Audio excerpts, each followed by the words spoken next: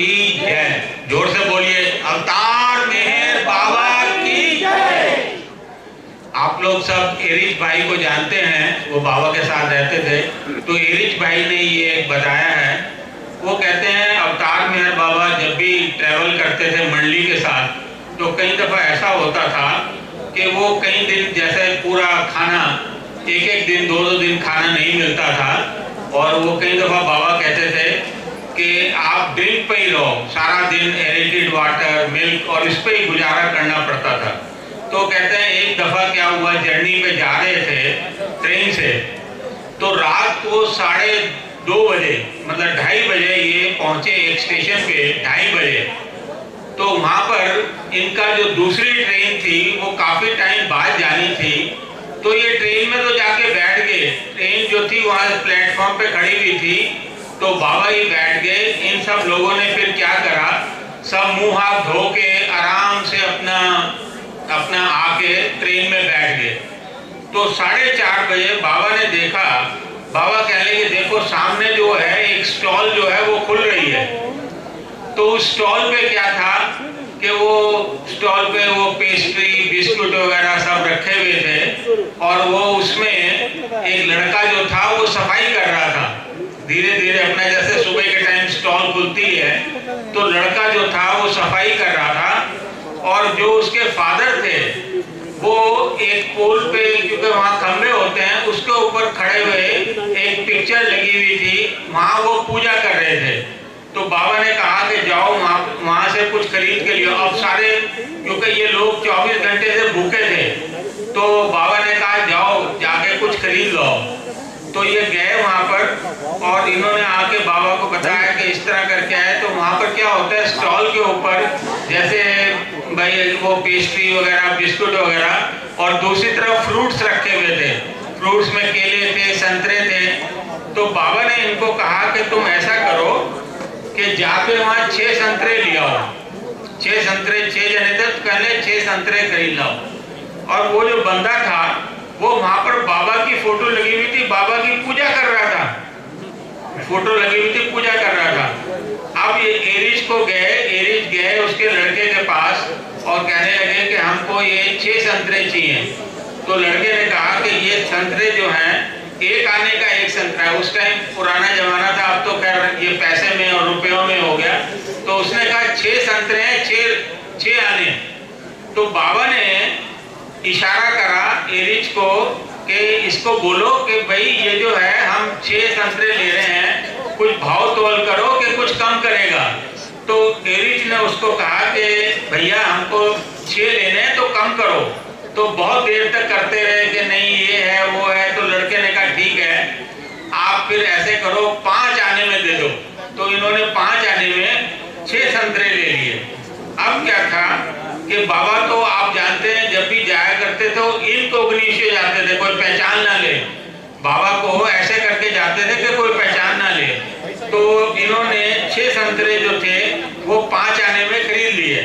अब क्या होता है कि ये संतरे लेके वापिस आ गए और वो आदमी बाबा की पूजा करता रहा, उसको पता नहीं था।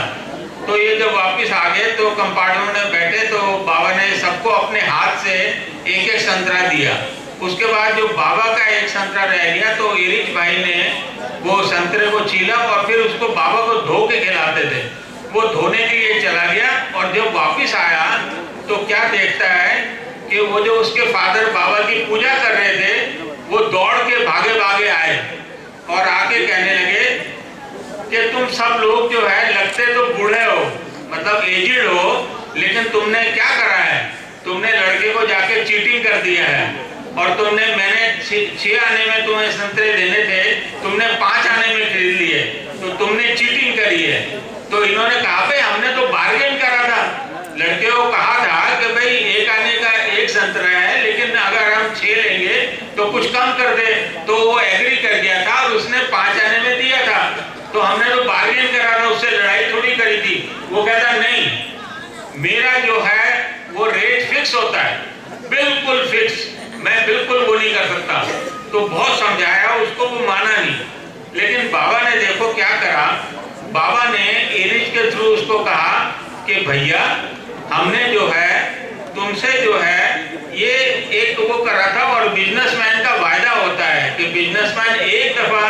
अगर सेटल कर ले तो उसको मानना पड़ता है। तो हमने तो भैया वो करा है और कुछ नहीं करा है।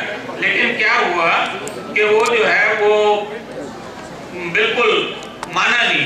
फिर बाबा ने एरिज को कहा कि तू इसको ये बोल कि हमारे हिंदुस्तान में ये होता है कि जो पहला, जब हम पहला कुछ किसी ग्राहक से जाके उससे बात करते हैं ना दुकानदार से, तो वो मान जाता है, तो वो जो पहला हुआ होता है उसका वो सारे दिन का अच्छा रहता है, तो वो इसलिए लड़ाई नहीं करता। तो इसको बोलो कि भैया ये हम तो तुम्हारे पहले ग्राहक थे। लेकिन वो माना नहीं और इतने गुस्से में आया कि उसने जो संतरे थे इनके हाथ से छीन लिए। मतलब जब संतरे जो थे उसने इनके हाथ से छीन लिए, और छीनने के बाद क्या हुआ कि वो वापस चला गया। उसने कहा मुझे कुछ मतलब नहीं है, तुमने ये मेरे साथ वो धोखा करा है, वो चले गए।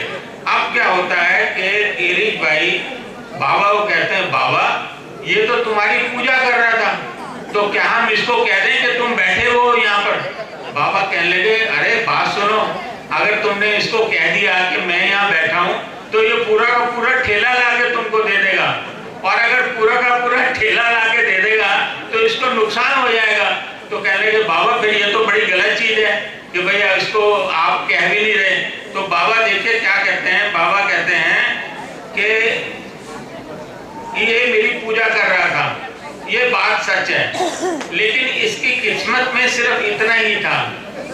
मतलब इसकी किस्मत में सिर्फ मेरी पूजा करना ही था। इसकी किस्मत में ये नहीं था कि ये मेरे आके दर्शन कर लेता और तुम लोगों को इसका फायदा हो जाता। तो ये छोटा सा एक वो था। अवतार मेहर बाबा की जय। अवतार मेहर बाबा की जय।